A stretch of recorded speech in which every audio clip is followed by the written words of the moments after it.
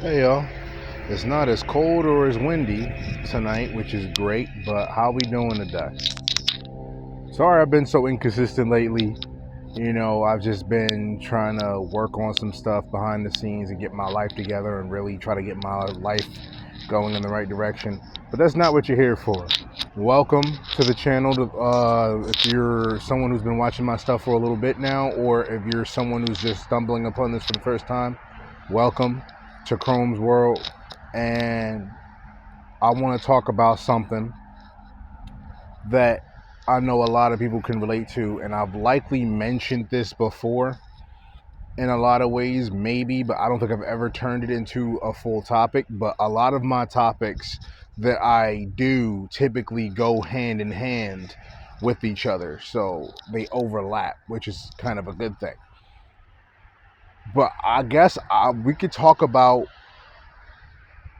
the fact that not everyone is your friend.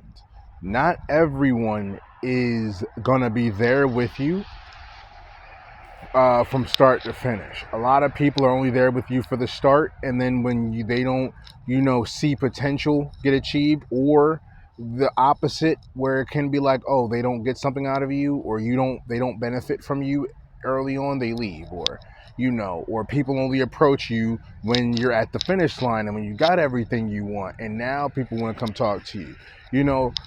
Time will tell you who your true friends are. One thing I've learned is that your friends, like your real friends anyway, they will call you out of the blue to make sure that you're okay. When you laugh with them, it's all real. You don't really get the suspecting feeling that maybe they're out to get you, unless you're just an overthinker and you think that everyone is out to get you, which I guess I really wanted to save that for another topic or another video, but I'm going to throw it into this one, which is the opposite extreme, which is, not everyone is your friend, but also not everyone is out to get you. Not everyone is your friend, and not everyone is out to get you. Your real friends who call you out of the random, they don't just call you when you're winning. They are there with you and will listen to you when you're on the losing side of life. They will go out of their way to make you laugh and cheer you up. In dark times, they will give you a reason to see the light. Even when you don't believe it, they will be there for you. Just don't dwell in it, because that can push your real friends away and attract fake people, where those fake people will see someone vulnerable and try to take advantage. Real friends are going to be there with you. They're going to listen to you. They're going to also talk some sense into you and give you a hard hit, a hard dose of reality by stating the blatant facts if you're in the wrong. But they will still be there to support you. They will celebrate your wins and not just be there to celebrate like, oh yeah, you're winning, so I get something out of this. It's I don't understand what it is. Maybe it's intuition. Maybe it's the cosmos talking, or working in tandem with you as you are moving in this vast ocean of stars and atoms and things. I don't know what it is, but it's that gut feeling where for sure when someone is being real, when you are a good judge enough, like a good enough judge of character in that moment, to where yo, when I'm laughing with them, this feels like a real laugh. I'm not second guessing anything. Their attention is on me and my attention is on them, and when we talk, it feels natural. It doesn't feel forced. We speak the same language. And those friends normally are people that you've known for a lengthy period of time. Very rarely, that I've seen at least, is there ever a lightning fast connection. Normally it takes time to get there, and in order to get there, you have to figure that out. You have to kind of mess it up a little bit. Don't intentionally mess up, because then it's not a mistake. It's just you being, stupid. But choose your friends wisely. Choose the people that you will celebrate and lose with wisely. because you can make a kingdom. You can have a kingdom, but a lot of the time, any time that a king or a queen has been overthrown, it's usually not by the world around them. It's usually by the people in the closest proximity to them. So just to make sure that you have no snakes, keep your grass cut, if that makes sense.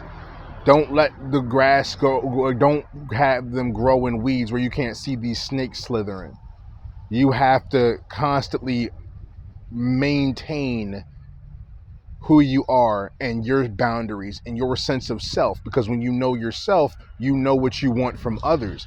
If you don't know yourself, how are you supposed to have standards? How are you supposed to know what you want from other people or what you will tolerate if you don't know what that is? How are you, like, you know what I mean? That's the point I'm trying to make, that not everybody is your friend, but also not everyone's against you, because you don't know what good people are lurking around the corner. You don't know what light is at the end of that tunnel unless you keep walking. Just one more step. As I like to say on this channel, we take things one day at a time, one step at a time. I say it in that order. So that way you first think of one day and then you break it down, that day down into steps. And you tackle every day like that. Just keep taking small steps. One step, one step, one step, one step. And heck, and don't count the steps. Just try your best to just keep pushing and keep moving forward. And don't be afraid to sit with yourself, because you're all you've got in this world. You came into this world by yourself, unless you're a twin like myself or something. But ultimately, we will all pass away. Some sooner than others, but point is we will all go. We all have our time. And when we do pass on, we will die alone. Not alone, but I mean, it's not like we're taking anyone with us to the afterlife when we do die. You know, like, we will go there. So, separately. So, spend some time with yourself and reevaluate who your real friends are. Do they help you? Do they celebrate your wins and as passionately help you work through your losses? Do you feel like when they lose, you know it's a real loss, and you feel like you don't have to question whether or not you would want to be there for them? You know? Like, if you have to question them or your relationship with them, maybe you're not in the right place. But before you jump to that conclusion, talk to them and see where you stand. And pay attention to what they say, and then read between the lines. You know, like, I guess that's all I gotta say, really. There's not much else to say, because then I'd probably be repeating myself.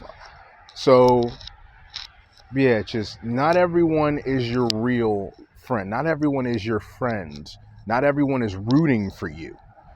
You have naysayers and haters, and that's fine, as long as you have the people that you love and the people that love you that same way,